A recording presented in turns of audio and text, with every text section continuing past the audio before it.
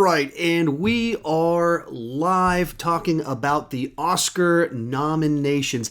As I go into this, I haven't actually looked at who's been nominated yet.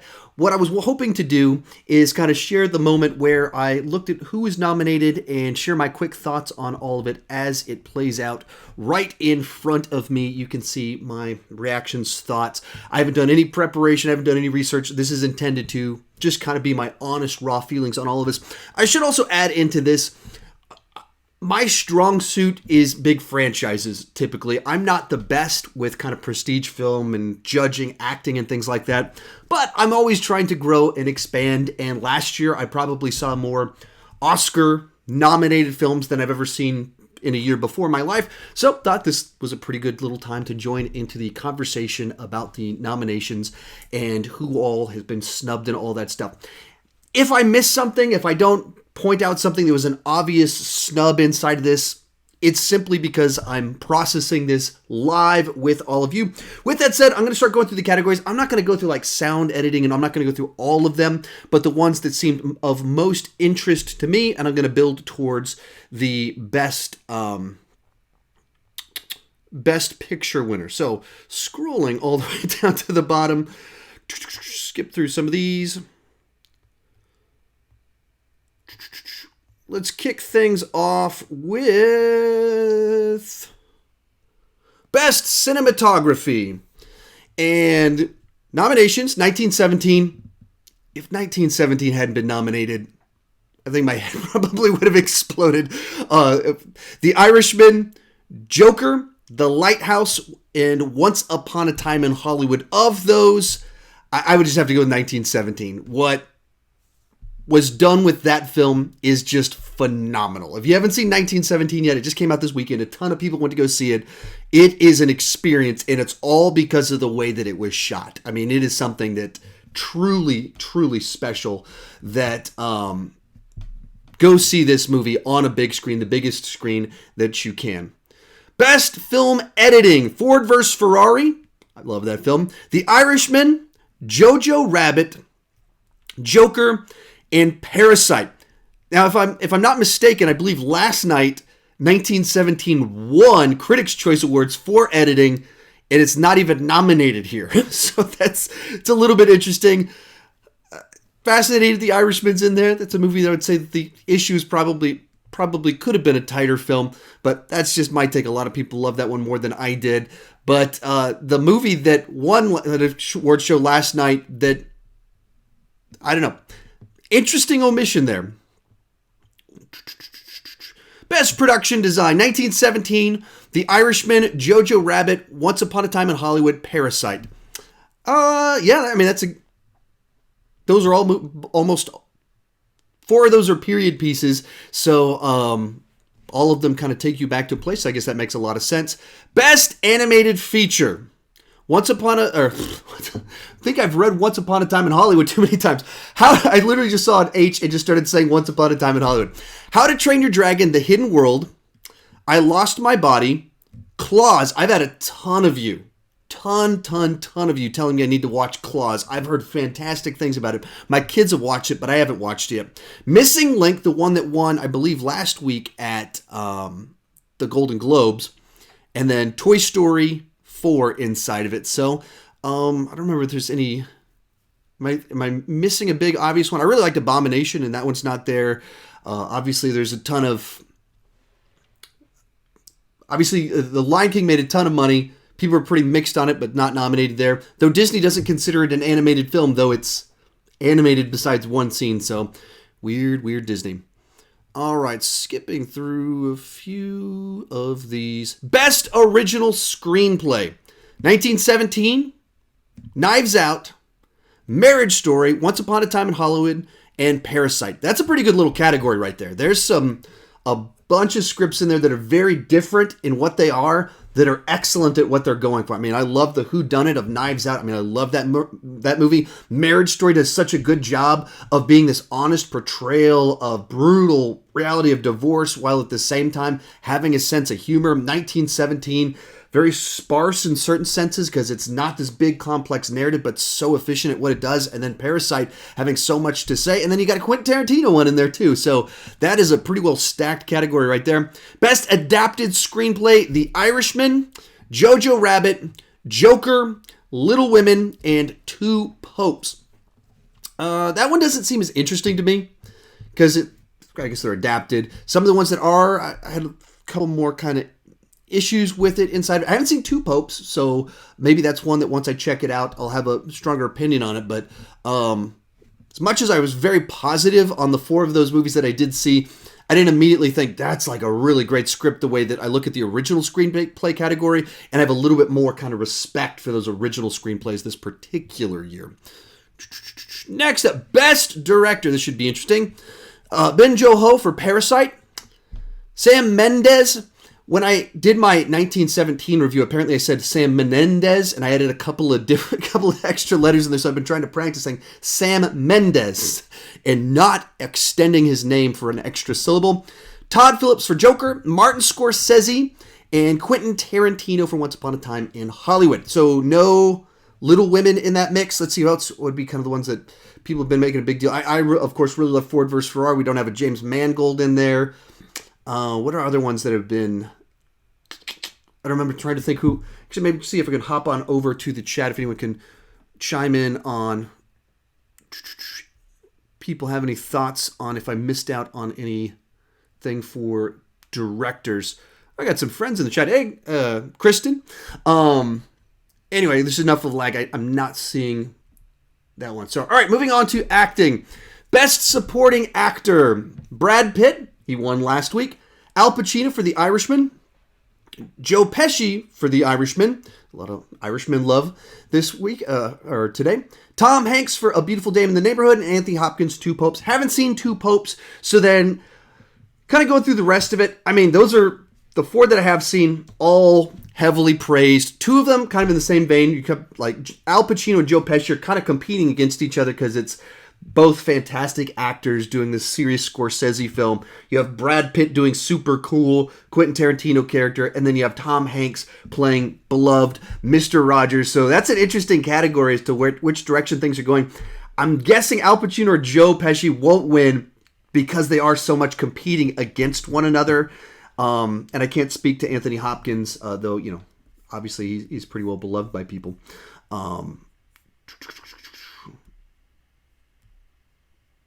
All right, so people are saying on director, yes, Marriage Story is the one that I missed on there, as well as potentially Taika Waititi. Some people are mentioning.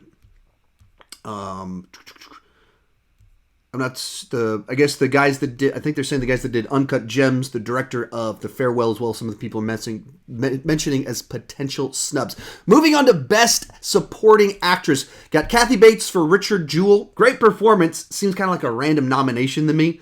I mean, I really dug the movie, but okay. Laura Dern, Marriage Story. That one popped a good bit. That was yeah, you really don't like her character in that movie. And everyone in that film does a fantastic job. Scarlett Johansson, Jojo Rabbit. Great performance. Florence Pugh, Little Women. Hey, Florence Pugh has had an amazing year. Like, of the 3 movies she did, I wasn't crazy about Midsommar, but a lot of people loved that movie, and I get why they loved it. Little Women, people were bonkers for that one. She just got nominated. The one that I loved was Fighting with My Family, and then next year she's in the MCU, so she's having quite the year. Then Margot Robbie for Bombshell. I've been seeing all these nominations for her, and maybe it's because I just really didn't like what they did with her character in that movie, but it just felt like such a caricature. She's the one that had the most of where they were literally putting makeup on people to make them look like other people. She's the one that felt the most like a cartoon character to me.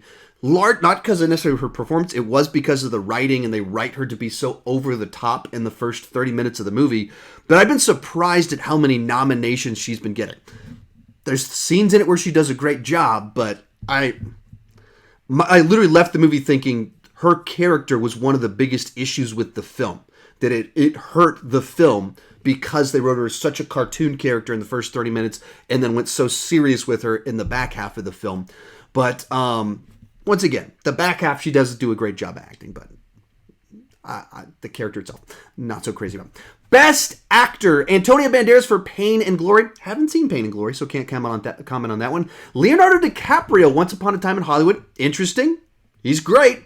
I don't know. That's not necessarily the direction that I necessarily would have gone with a nomination. Like, he's super cool. He wasn't as cool, though, as Brad Pitt. So, interesting. Adam Driver, Marriage Story. That's one of the ones that people have been talking about. Seemed like kind of a pretty well expecting him to get nominated because, I mean, the acting was pretty incredible. And what he was able to do inside of it. Then Joaquin Phoenix, Joker. Everyone's been talking about him getting nominated, of course, since the movie came out. He is Joaquin Phoenix. He gets a lot of nominations because he's pretty phenomenal and does an incredible job in that movie. And then Jonathan Pierce for The Two Popes. It seems like you got, in my mind, the fight between Adam Driver and Joaquin Phoenix. That feels to me what the real fight is. So you're going, do you want the one that does something that's so grounded and real, or the one that brings something fantastical Joker and brings it down to reality? Which one of those you go with? I think both do a pretty great job. I'm a huge Antonio Banderas fan just because he did all these movies in the 90s that I love. Desperado, loved the first Zorro movie that he was in. So him getting an Oscar nomination, I just love to see that. Though I haven't seen the movie yet to even be able to comment on my take on the performance, but very excited to see that. Let's see, what are we missing from Best Actor? I guess our guys from Ford vs. Ferrari, there's some buzz maybe that they would get nominated. Maybe they're I guess we already did supporting actors, so I guess they're not nominated. So them, Taron Egerton, Rocket Man, not on there. So a few things that are a little bit interesting, but the two people really thought were expecting, Adam Driver, Joaquin Phoenix, they are there. Best Actress. So we have Cynthia Erivo for Harriet. Missed that one as well, so I can't comment on that one. Scarlett Johansson, Marriage Story. Fantastic performance. She's having a pretty nice little year. She stars in the biggest movie of all time, or one of the stars of the biggest movie of all time, and then 2 Oscar nominations for very different films, very different performances. The year of Scarlett Johansson. Saoirse Ronan for Little Women. Little Women get a lot of love. Didn't get that director nomination, but the actress is inside of it.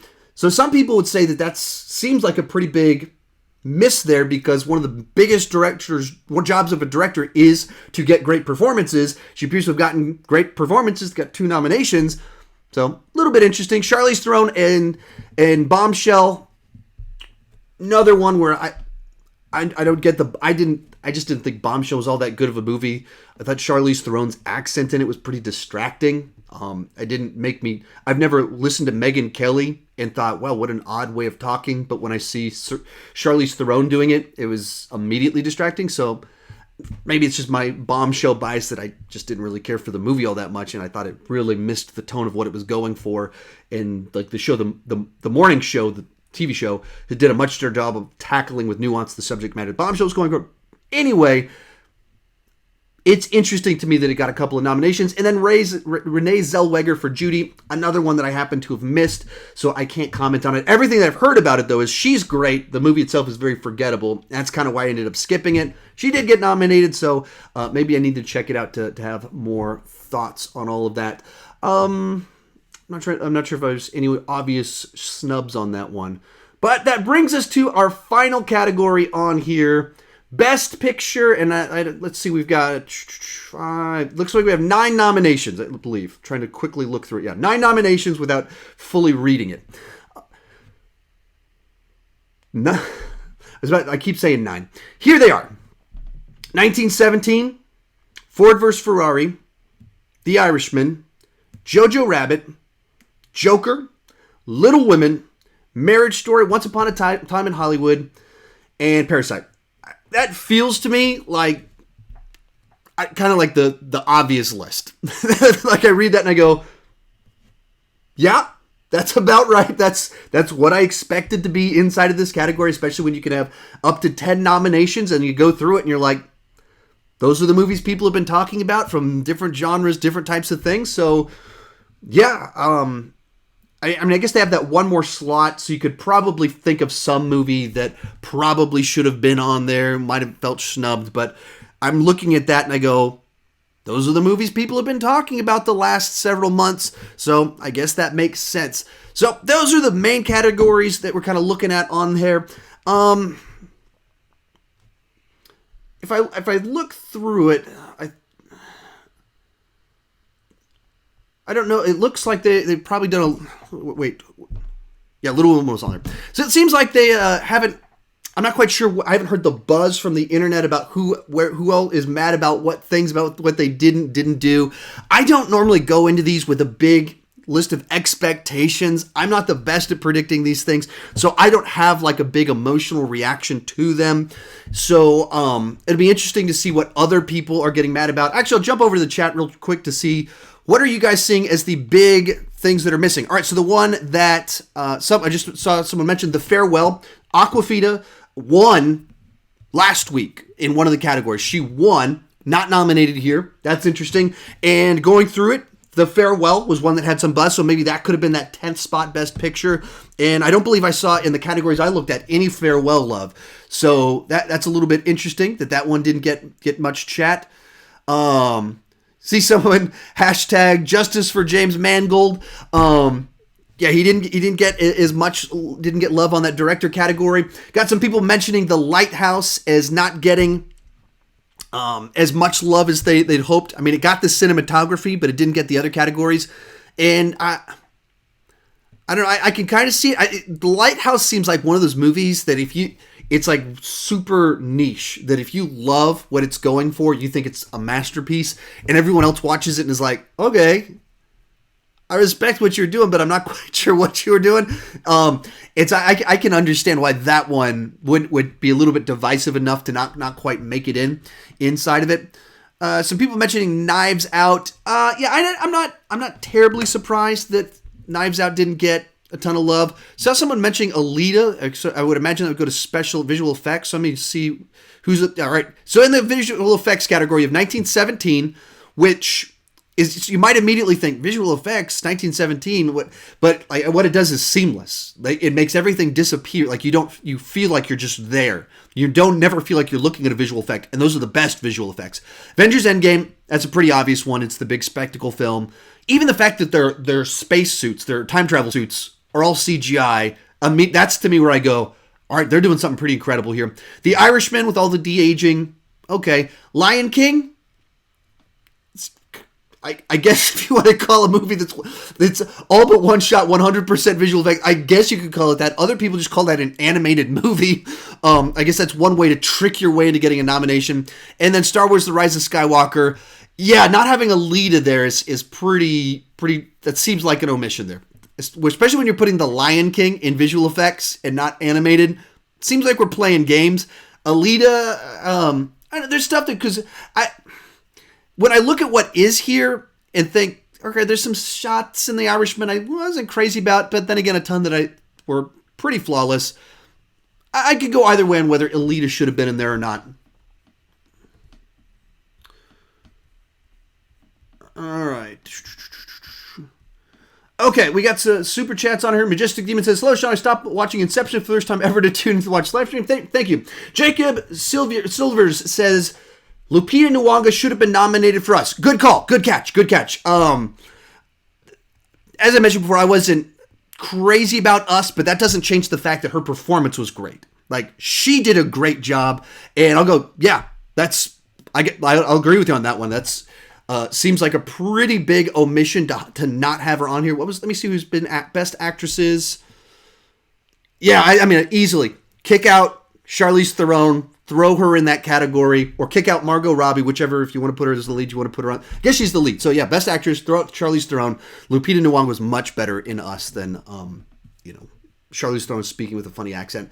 And Moose Attack reviews, no love for Williams or Rob.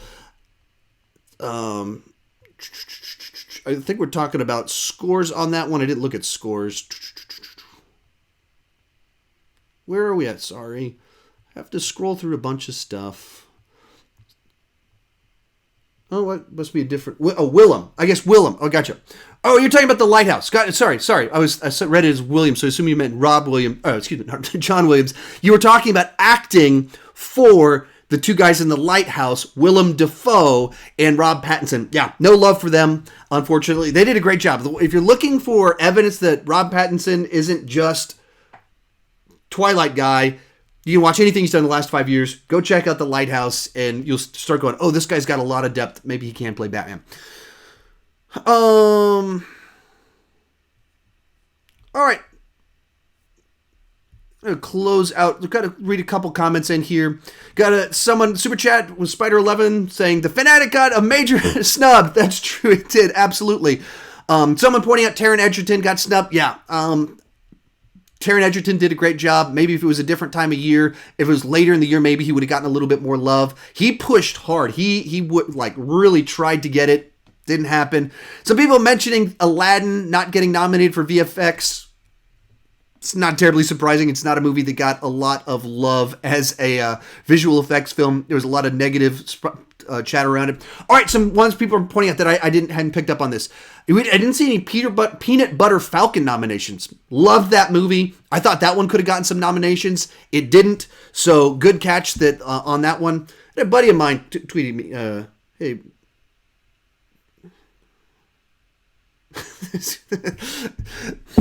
a buddy of mine messaged me about it, but it was him cracking a joke. I thought he was going to spoil stuff. I was trying to avoid it, and so then I didn't see it. Let's see other ones pointing out. Dolomite Is My Name didn't get any love. Yeah, I love that movie. I thought Eddie could have been nominated. I think the movie itself could have been that 10 slot for Best Picture. So Dolomite would be one I would agree with you. It got left out.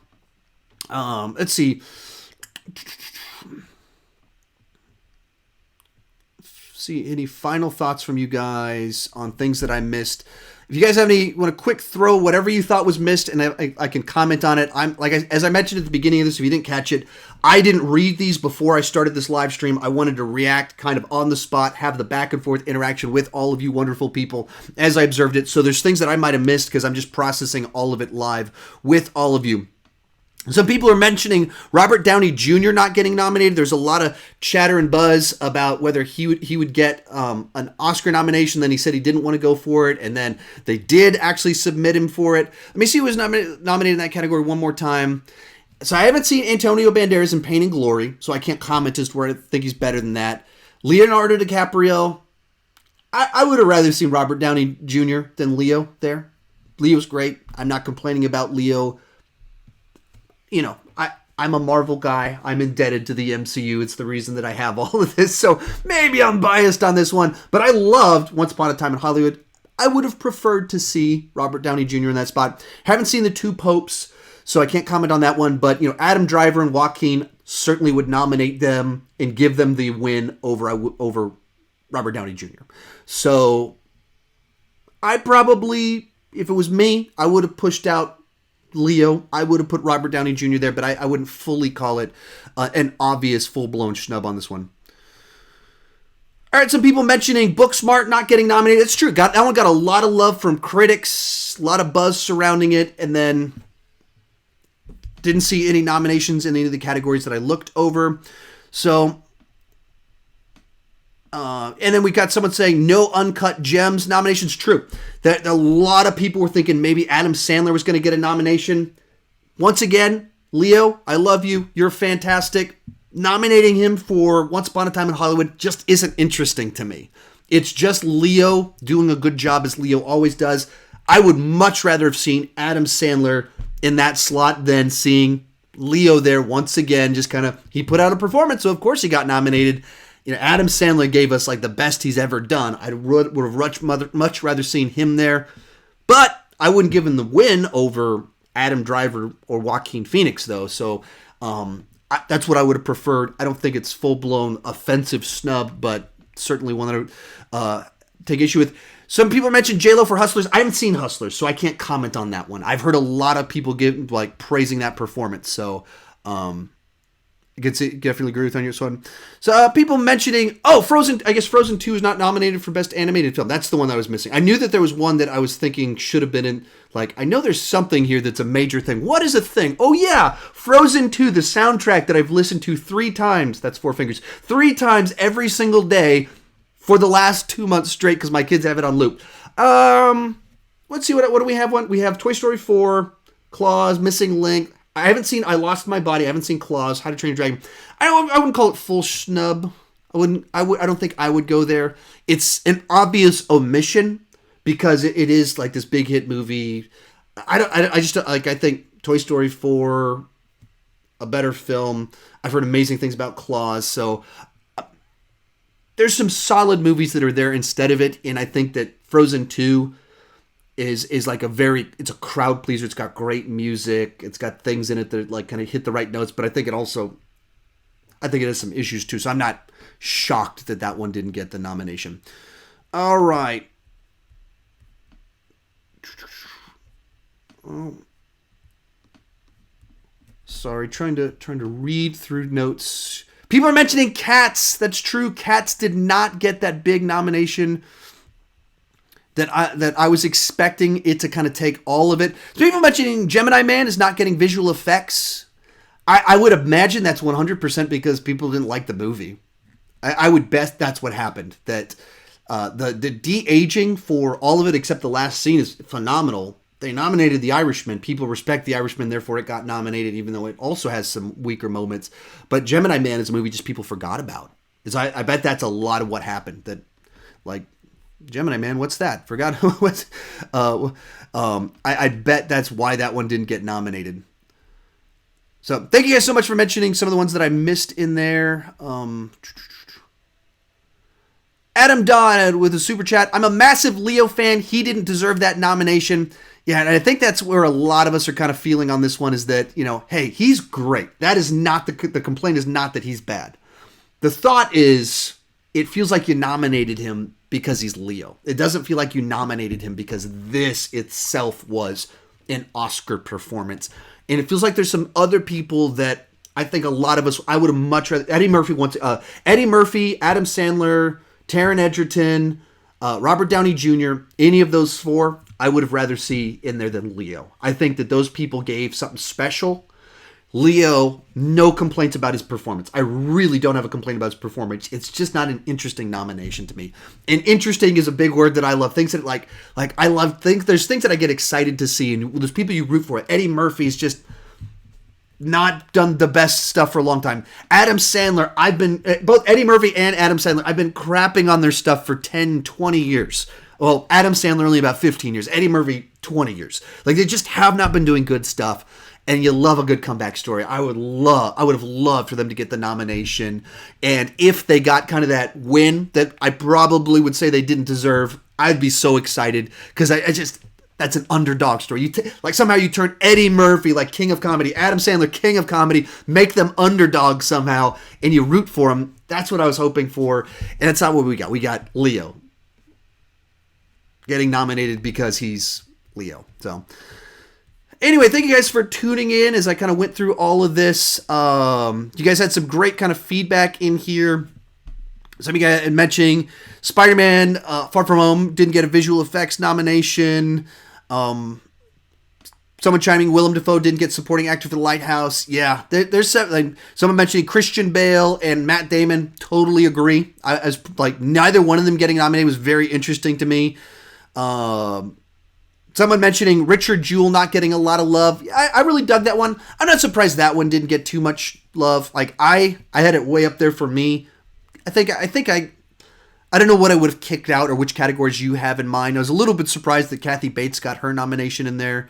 Someone keeps saying Yesterday was snubbed. I really loved Yesterday, but probably not a snub there. And then someone mentioning A Beautiful Day in the Neighborhood not getting much love at all. Very true, very true. Besides the Tom Hanks nomination, that's the big thing people were talking about. So I probably would agree that it didn't deserve other nominations, and it got the one that probably makes the most sense. Someone mentioning Anna de Armas for Knives Out. That would have been a cool nomination. That would have been fun. I don't know that I would have done it, but at the same time, it would have been nice to see that. Deacon Smith, I'm very annoyed if Irishman gets visual effects. I would be too. That's not the direction I would go. Slasher in Suits, Parasite for Best Picture, so why even have Best Foreign Film if it obviously wins for that one? There's a lot of that with the Oscars where they have...